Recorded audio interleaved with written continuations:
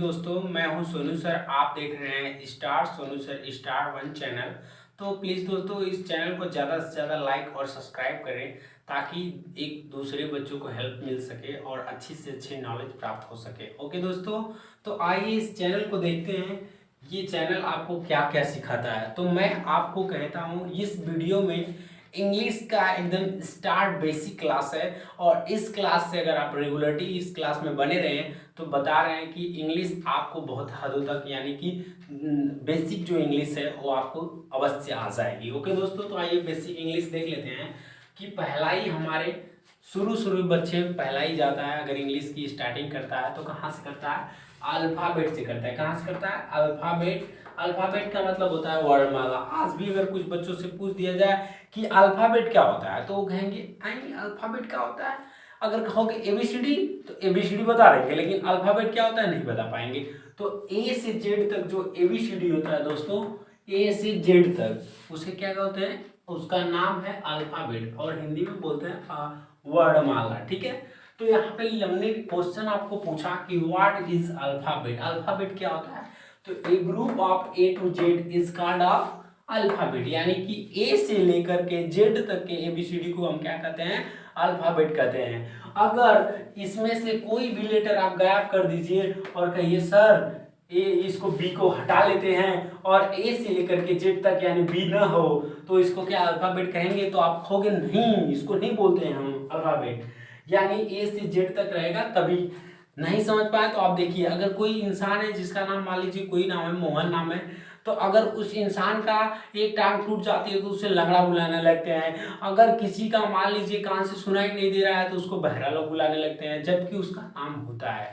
तो इसका देखिए अल्फ़ाबेट में अगर इसी तरह कोई भी पार्ट्स, अगर जैसे शरीर का कोई पार्ट नुकसान हो जाता है तो नाम दूसरा पड़ जाता है। तो इस तरह से एबीसीडी में अगर कोई पार्ट हटा देते हो तो कहोगे सर ये पी को हटा लेते हैं और ए से जेड तक लिख लेते हैं, अल्फ़ाबेट हो जाएगा। नहीं होगा, आप ए से जेड तक लिखेंगे तभी अल्फ़ाबेट होगा। अल्फ़ाबेट का लिखने का दो तरीका, और अल्फ़ाबेट यानी कि एबीसीडी लिखने के लिए दो तरीके होते हैं। पहले समझ लीजिए कि अल्फ़ाबेट में होते कितने लेटर हैं। तो अल्फ़ाबेट में कुल मिला के 26 लेटर होते हैं। कितने होते हैं? 26, यानी कि 26 अक्षर होते हैं। तो आइए देख लेते हैं कि A B C D E F G H I J K L M N O P Q R S T U V W X Y Z. ये था आपका कौन सा लेटर? Capital letter. लिखने का तरीका, कैपिटल लेटर का मतलब होता है बड़ा अक्षर।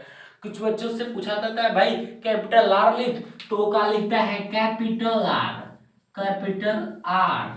तो ये सब नहीं लिखा जाता है। कैपिटल आर का मतलब आपको बड़ा वाला आर बनाना होता है। ठीक है, तो इस तरह से आपको पूछा जाता है। ओके दोस्तों, तो आइए देख लेते हैं। यानी कह रहे हैं ये कैपिटल लेटर है एबीसीडी, और ये जो है A B C D E F G H I J K L M N O P Q R S T U V W X Y Z, ये लिखने का तरीका है स्मॉल लेटर यानी कि छोटा अक्षर में। तो बड़ी एबीसीडी और छोटी एबीसीडी हो गई दोस्तों।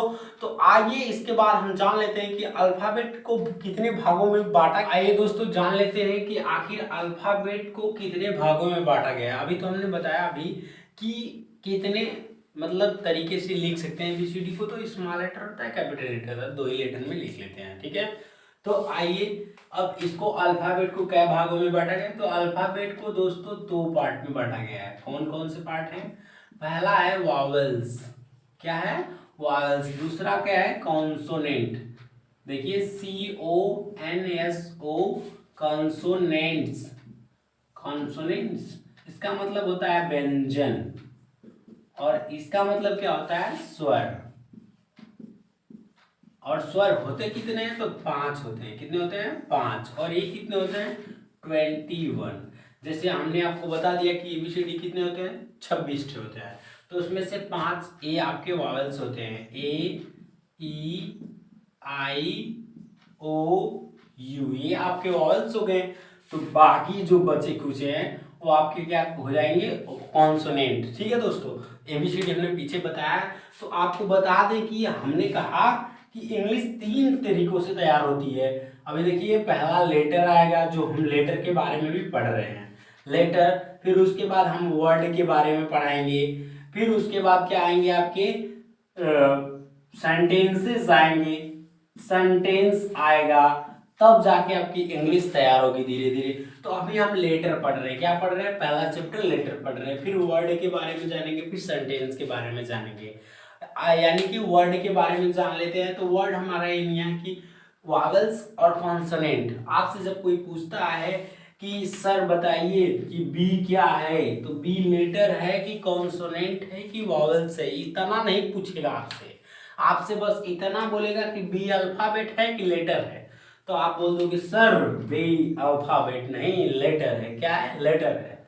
और आपसे पूछ सकता है कि अच्छा ये बताइए ए से जेड तक ABCD को लेटर बोलते हैं कि अल्फाबेट बोलते हैं। तो आप जानते हो कि ए से जेड तक को क्या बोलते हैं, अल्फाबेट बोलते हैं। अगर आपसे एल लिख के पूछे कि क्या है, खाली बोलते हैं आपका उसका प्रश्न है क्या है, तो आप बोलोगे लेटर है।